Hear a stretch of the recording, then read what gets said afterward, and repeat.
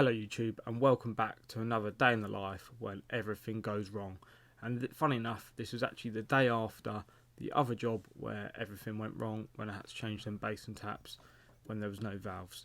Once again, we've got exactly the same problem, but it's a bit worse. So this wood that you see, I've got to take out, I've got to peel carpets back, I've got to cut valves in, I've got to change the waste pipe, everything on this goes wrong. I have to do extra work. Like this bath tap, there's no isolation points underneath, but I have to remove the bath panel. To remove the bath panel, I've got to peel the carpet halfway into the room, stuff like that. I've got to take grippers up to do it, just to get to these taps. I mean, it took me probably half an hour just to get the bath panel off. So the first thing I do on this job is I turn the main off downstairs. I've then got to drain all the tanks in this 5-bedroom house again, so I can work on these taps. Luckily, this is on the top floor. Oh, why don't you just bung the tanks? No, I'm not getting the loft. I'm not doing that. By the time I've drained it, I have my tools out. I'll start ripping these bits of wood out, stripping that out, getting it ready to work on anyway. There's no point faffing around, going all the way to the van, get my ladders, come all the way up 4 flights of stairs, get to the loft and stuff like that.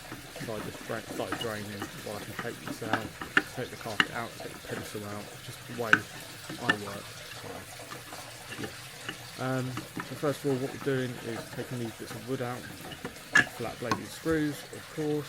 I've marked the top so I know where it goes. Put that to one side, so we have that out of the way, and get to the pipe work. Behind the snap bit of wood, the customers already had a go at and said they were going to have a go, but there's no isolation points. That's when they got a bit stuck. That's why that snapped. As you can see, it's a pop-up waste. I've got to change that to a quick latch waste. Draining it. Just draining the bath taps. There we go. This is where the air is getting sucked in, so that's fully drained. Once that's fully drained, I then turn some taps on at a lower point to the kitchen sink to let all the water out down at a low point. You can't see what's going on here, but the two 15mm copper pipes, I'm now cutting those and putting some isolation valves on. Now it's safe to do so.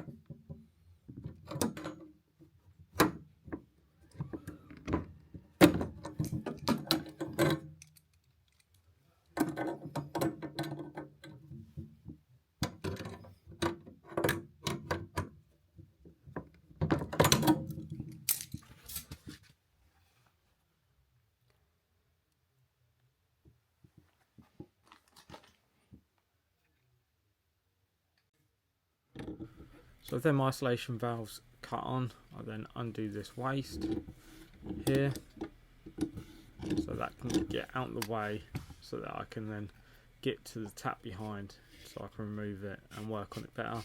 And I've also got to obviously remove this pop-up waste anyway, so the trap's got to be undone. But look, there's no movement on that push fit trap. I don't know what's gone on. It's like welded itself to it, so I've actually had to multi-tool that out and redo the whole waste pipe to the basin. Luckily it was glued underneath, a bit solvent weld, so not too bad. I just couldn't get that off, so I did have to cut it off. Eventually I tried to get my grips on it, just nothing worked, so that's more time wasted.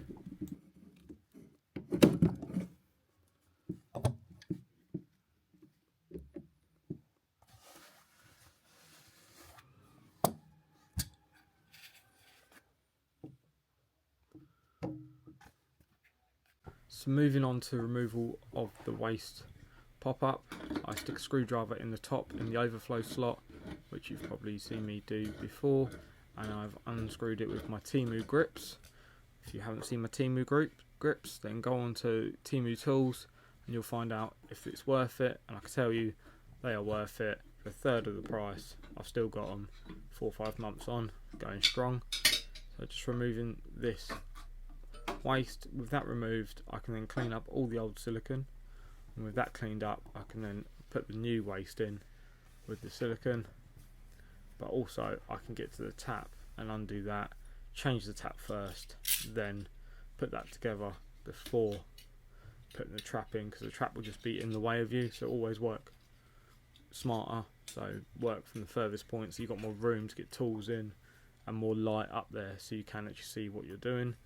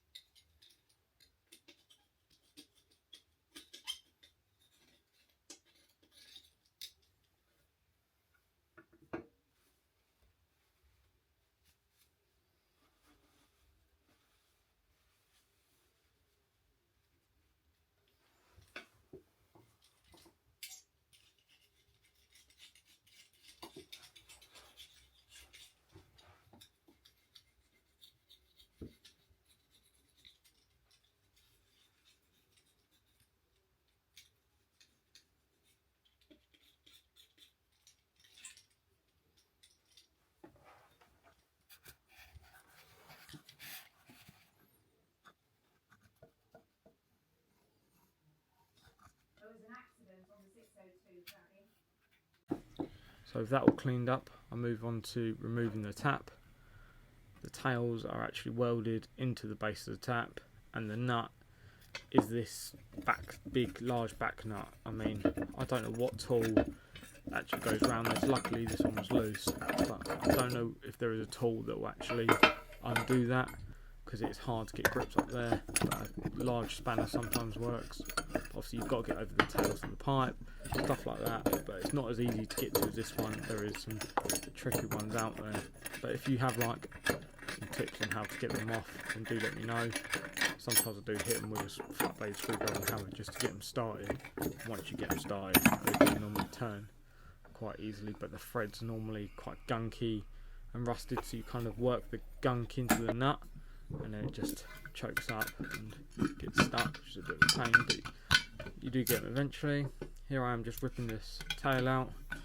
I know someone before has said that I'll damage the ceramic by doing this. I've never had a problem. I've been doing this for 12 years. Not a problem. Away she goes. And on we go to cleaning it. So we've got this Bayliss & Harding soap. Nice bit of soap watch. Use a knife. And I use that as a bit of lubricant just to clean it all up.